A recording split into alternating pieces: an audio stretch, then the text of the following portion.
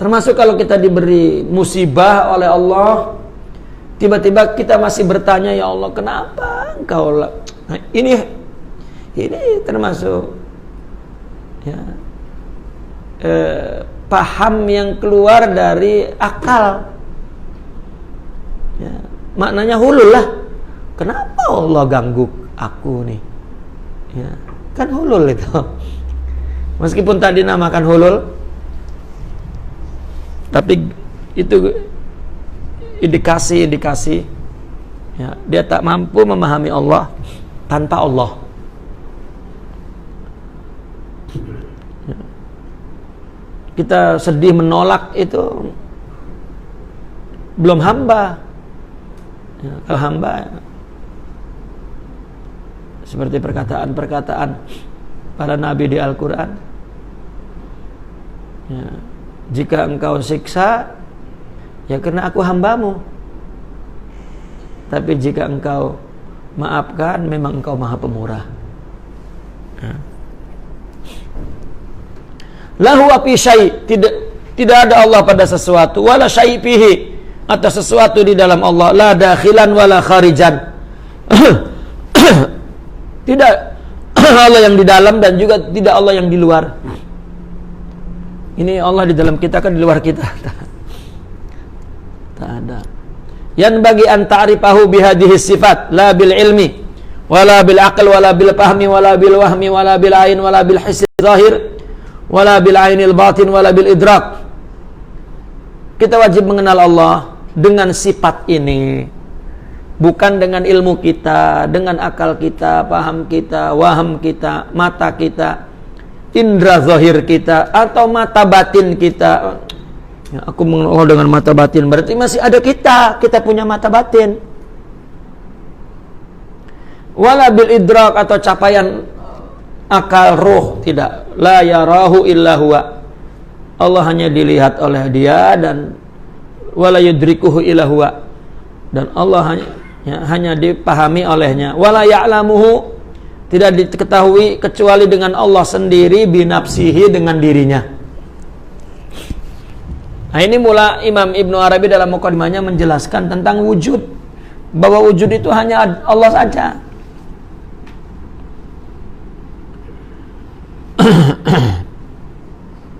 Wa binafsihi ya'rifu nafsahu, dengan dirinya mengenal dirinya. Mudahnya, jika Allah nak buat hamba itu kenal kepada dirinya, ya, maka sifat, dan yang kenal Allah hanya Allah. Yang kenal Allah hanya Allah, maka sifat kenal yang dimiliki oleh Allah diberikan kepada hamba itu. Sebagaimana hamba itu semuanya adalah pemberian Allah.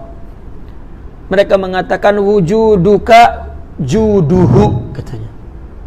Semuanya kamu itu pemberian Allah, anugerah Allah, tajalli Allah.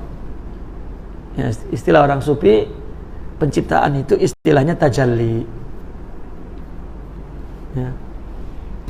Kalau kemudian Allah bagi ilmunya, ya, mengenal dirinya kepada hamba itu, ya memang itulah tujuan diciptakannya kita, untuk mengenalnya.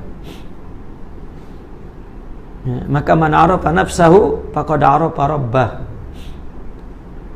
Barang siapa yang mengenal dirinya, diri ada dua, ada diri yang ditanyakan dengan kata apa, kamu apa?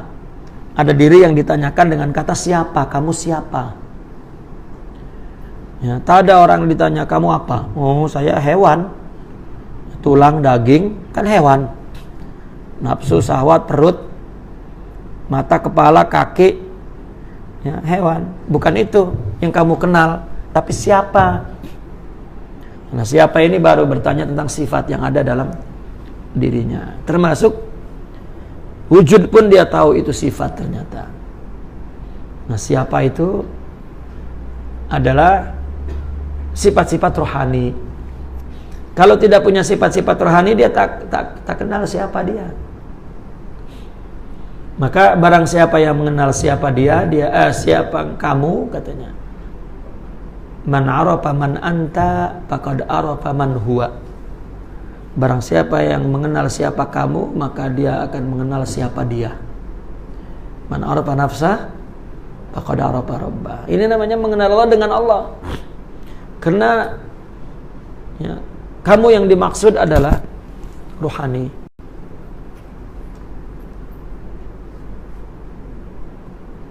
Apabila dia mempunyai rohani, maka dia mengetahui bukan hanya kepada alam semesta ini itu tajalli dan ciptaan Allah, ya, ternyata apa yang disebut jasad pun ternyata ciptaan Allah, tajalli Allah, jelmaan Allah.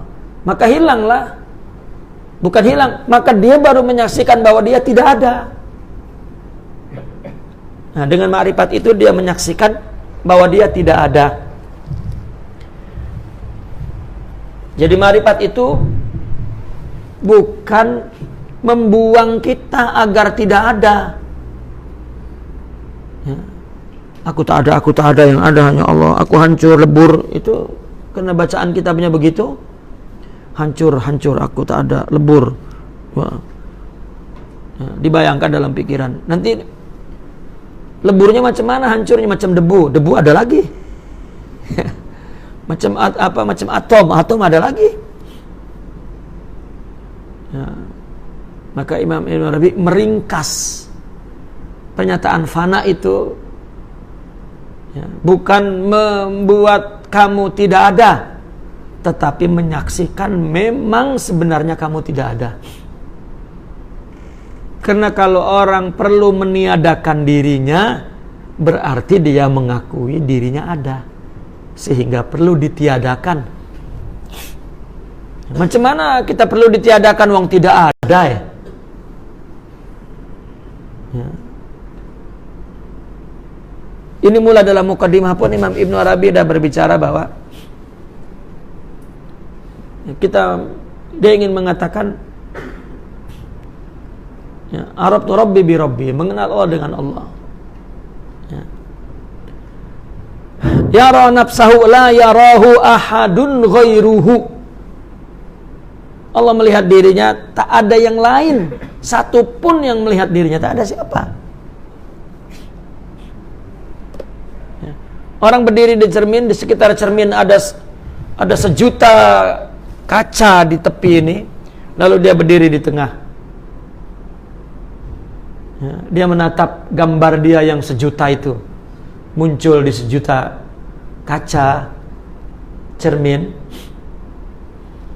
Ya, maka siapa yang melihat dirinya? Dia sendiri. Apakah dia melihat gambar itu atau gambar melihat dia? Tak ada yang lain. Bahkan gambar melihat dia, kalau kita melihat dia, kalau tak, dia tak akan melihat dia. Ya, kita berdiri di cermin karena ya, kita memandang gambar yang di cermin itu, maka cermin itu memandang kita. Kita nak tengok ini ada jerawat tak? Nah, ini ya. Salah kita suruh yang digambar itu tengok ada tak? Oh ada. Yang tengok dia ke kita. Itulah kenapa ada argumentasi cermin di dalam tasawuf untuk menghindari hulul, karena orang yang mendapatkan hakikat ya, tak dapat diungkap dengan kata-kata. Maka dia coba untuk buat satu ilustrasi, cermin ke, bayangan ke, ya, dan lain sebagainya. Hijabuhu wahdaniyatuhu. Allah dihijab bukan ada sesuatu yang dapat menghijab dia, tak. Allah dihijab dengan ketunggalannya. Kita tengok ini banyak, ramai. Ya. Kita sangka bahwa banyak dan ramai ini yang menghijab Allah, tak ada. Ya. Tidak ada yang lebih kuat daripada Allah sehingga menutup, menghalang Allah, tak ada. Sehingga dikatakan orang tak nampak Allah karena terlampau dekat. Ya. Macam benda kalau terlampau dekat ini memang tak dapat tengok. Kalau ini kan jauh tengok semua. Tapi kalau begini macam mana nak tengok?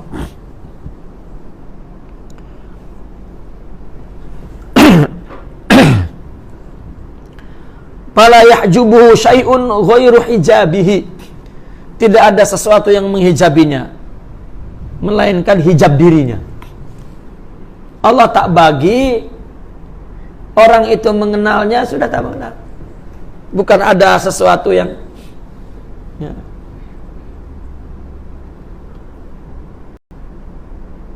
Wujuduhu wahdaniyatuhu. Wujud Allah itu ketunggalannya, keesaannya. Allah telah begini.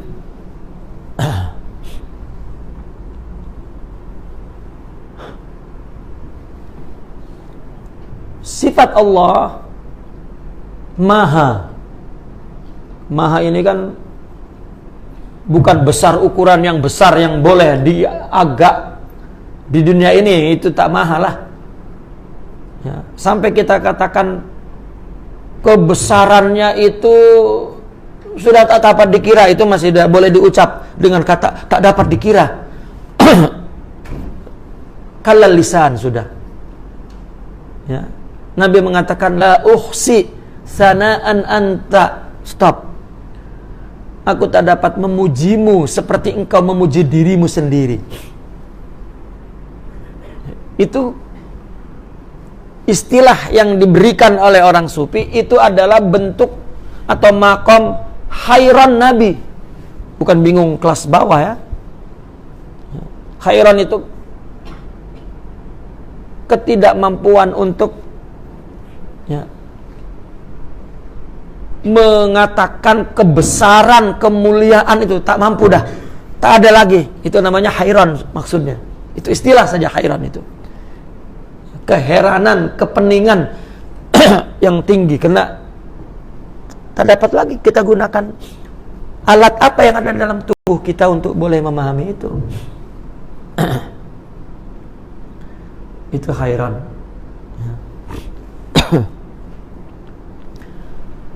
Sifat Allah yang maha ini Allah nak tunjuk kepada makhluknya.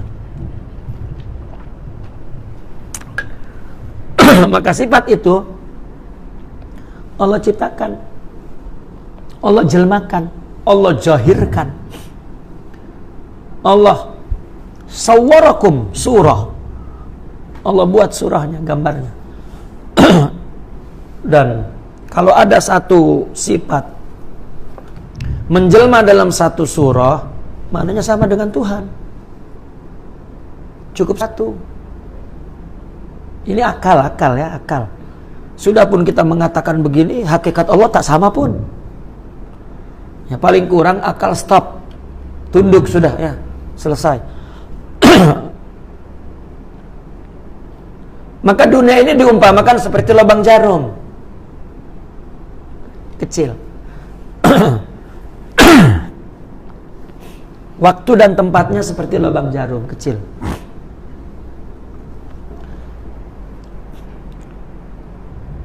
Kalau durasi waktunya ya satu napas saja sudah. Saya punya ilustrasi seperti gambar muncul di layar, ya tak? Gambar muncul di layar. Itu muncul itu kan dari satu negatif kan? Tak, untuk memunculkan ya gerakan lain, maka kena dimunculkan satu negatif baru agar kita melihat satu pergerakan yang sempurna. Berarti perlu ratusan negatif itu. Berarti hakikatnya munculnya gambar hidup itu ya adalah satu sekejap saja, tak.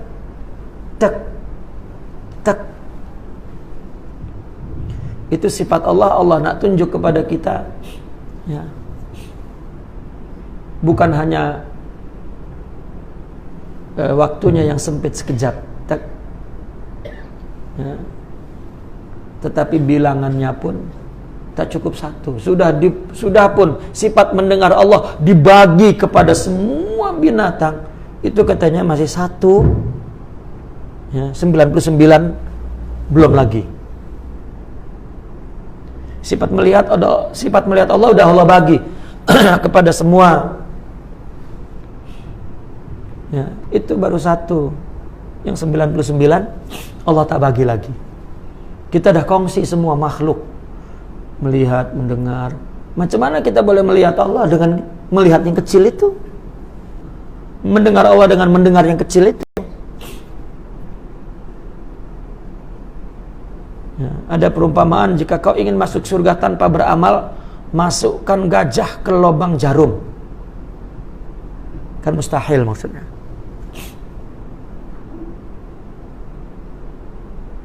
Nah itu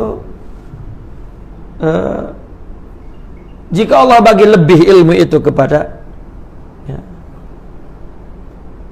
wa ma utitu minal ilmi illa qalila. Kalau Allah bagi lebih, baru dia terkejut. Jangankan melihat wujud itu adalah sifat Allah, bahkan ilmu yang dia dapat pun sehingga tahu kalau itu ilmu Allah. Sedangkan tak ada orang yang memiliki tajalliyat anwar, itu istilahnya, atau irfan atau suhud, ya, yang Allah bagi kepada makhluk yang paling besar hanyalah Rasulullah sallallahu alaihi wasallam. Bagian ilmu, bagian hikmah, ya, bagian yakin, atau semua maqamat yang Allah berikan kepada Nabi ini terbesar. Kebesarannya, putuhnya, syuhudnya sampai qaba qausaini au adna. Seperti dua bulatan dipotong dua, macam dah kembar dah. Ini bahasa akal kan, macam dah kembar Nabi dengan Allah. Macam Allah turunkan semua keinginannya kepada Nabi terpenuhi. Ya. Wa ma khalaqtul jinna wal insa illa liya'budun. Aku ciptakan manusia untuk menyembahku. Nabi dah menyembah dah. Ya. Maka Nabi adalah ghayatul khalq, yang dituju oleh Allah menciptakan itu agar mengenal Allah itu hanya Nabi saja sebetulnya. Allah dah bagi semua, ya, mulai dari wujudnya dan semua sifat-sifat mulianya, sehingga Nabi dah kenal bahwa semua dia dari Allah. Allah bagi pun sifat mengenal itu, ya. Sudah, yang lain ikut Nabi. Ini cerita bukan nak muliakan Nabi, bukan. Artinya nak sembah Nabi seperti yang dianggap oleh mereka. Nak tunggalkan, nak tauhidkan Allah itu. Kisah ini semua yang dimaksudkan oleh orang-orang sufi itu nak esakan Allah. Orang sufi dah memuji Nabi sehingga saudara-saudaranya takut orang sufi itu menyembah Nabi. Ya. Ketawalah orang sufi. Saya mengumpamakan orang sufi dengan saudara-saudaranya yang ketakutan orang sufi menyembah Nabi. Itu sama dengan kita orang tua. Kita ada anak umur 2-3 tahun kan. Rumah kita tepi jalan, kereta banyak. Kita selalu risau, anak itu nak, ya. Karena kalau keluar saja melanggar. Ya. Nah, kita orang dewasa, ya secara akal tak akan lah kita macam budak terus jalan terlanggar lah, tak akan. Tapi anak kita pula, kita keluar, hati-hati ayah. Nah itulah. Mereka risau orang sufi terlanggar. Nah, maka orang sufi cakap, Allah budak nih, ya, engkau lah yang terlanggar tuh. Ya. Mereka memiliki tauhid membaca teks itu sudah tauhid yang paling bersih. Ya. Sebersih-bersihnya bersih. Padahal baru baca teks. Belum ma'rifat kepada Allah. Nah itu maka tidak ada orang yang melebihi Rasulullah. Tak ada. Siapa? Tak boleh. Berarti ma'rifat kita ini dari Rasulullah. Itu pun kongsi. Ya, itu pun kongsi. Sehingga nabi-nabi sebelum pun dari Rasulullah katanya. Arti dari Rasulullah, tak ada yang sempurna seperti Rasulullah. Semua tak akan melepasi, melewati, melebihi, mengungguli Rasulullah. Ya. Karena kita memandang Allah bukan seperti kita. Misal, orang buat handphone. Dulu tengok handphone sebesar kitab ini handphone dulu kan. Sekarang udah ada handphone yang kecil tapi lagi canggih orang dulu. Apa telepon saja. Ya, ini radio lain lagi di sini, radio pun besar juga. Ya, TV pun ada di sini besar. Ya. Mikrofon ada lagi di sini besar dulu mikrofon. Sekarang satu handset semua ada di sini. Artinya orang melakukan bil illah, bil asbab, bil tajribah. Ada sebab, ada ya, pengalaman. Oh ini baru buat yang tercantik. Apakah Allah membuat nabi yang paling cantik itu karena pengalaman dari nabi-nabi dulu? Tak. Semua awal, ya, tak ada bedanya. Nah, kalau nabi yang tercantik berarti nabi lah yang pertama. Akal terima sebetulnya kalau dia tak benci dulu dengan tasawuf, dia terima dulu akal karena kebencian itu yang buat dia menolak. Ya. Bahkan yang ada jika Allah turunkan sedikit-sedikit berarti untuk menunjukkan kesempurnaan yang banyak. Orang kalau awal-awal Nabi diturunkan tak sanggup menerima Nabi, ya, tak sanggup. Itu pun Nabi diingkari, baru pergi ke Sidratul Muntaha sudah diingkari. Nah ini apa namanya? Sehingga dikatakan bahwa Nabi adalah aslul asya katanya, aslun nur. Taib.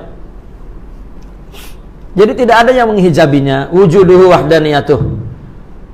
Tasattara biwahdaniyatihi bila kaifiyah. Tuhan berlindung, menutup diri dengan keesaannya tanpa kaifiyah. La yarau ahadun ghairuh.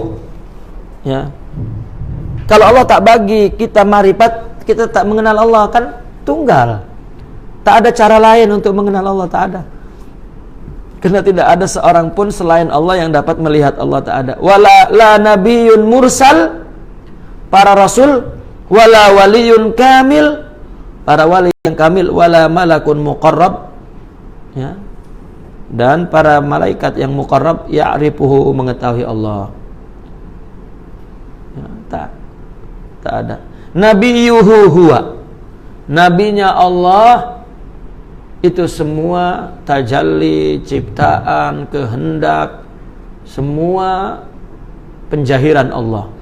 Maka diringkas nabiyuhu huwa, nabinya Allah.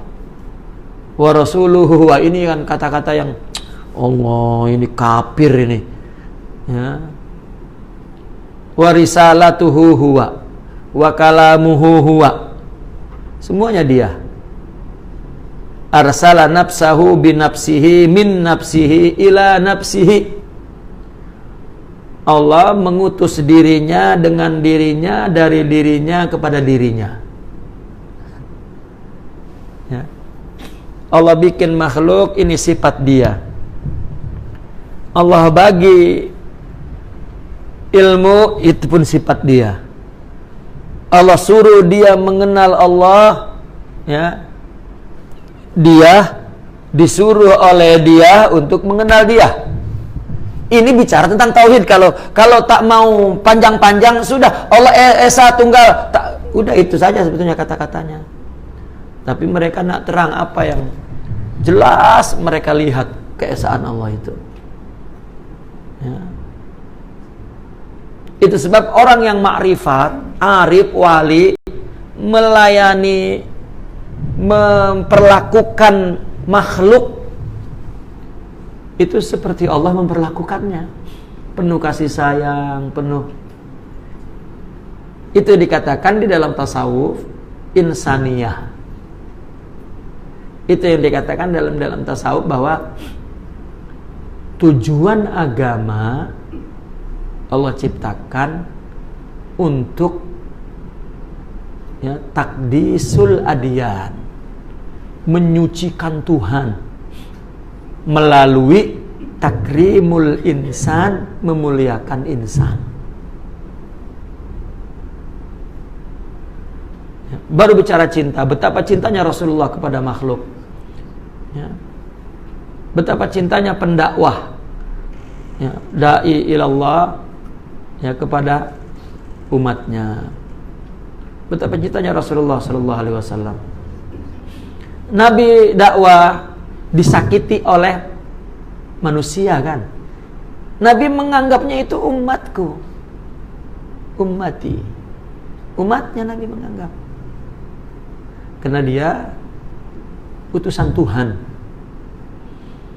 Dalam dunia manusia, ya, makhluk, utusan itu tak boleh dibunuh, karena utusan itu adalah diri yang mengutusnya, ya. Kita dalam maknawinya itu, karena kita di dunia kasrah, maka yang mengutus dan diutus ada dua. Tapi kalau di dunia hakiki, bukan surah, seperti kita punya idea, ya, kita yang bertanya, kita yang menjawab. Aku nak buat ini, ya buatlah. Oke, belum ada surahnya yang banyak, tapi satu di dalam maknawiyah, hakikiyah. Itu pun Allah bukan itu tetap. Jadi jangan mengatakan orang sufi yang sudah sampai daqiq, ya, raqiq, ya, halus, bahwa itu sudah Allah, itu pun masih bukan Allah. Sehingga mereka mengatakan hakikat tauhid kullu ma khatara bibalik wallahu bi khilafi dzalik. Segala yang masih terlintas di sini bukan hakikat. Itu sebab yang terkeluar dari mulut berupa kata-kata sangat terhad, ya. Maka Imam Abdul Qadir Al-Jilani setelah menulis buku yang itu pun susah nak dimengerti, dia cakap ini baru bagian kecil yang aku paham, aku rasa, banyak lagi yang tak dapat aku cakap, ya. Lagi kita pun dengan cakap kita ini lagi kecil, ya, kita cakap aja tak punya bendanya, ya, lagi kecil.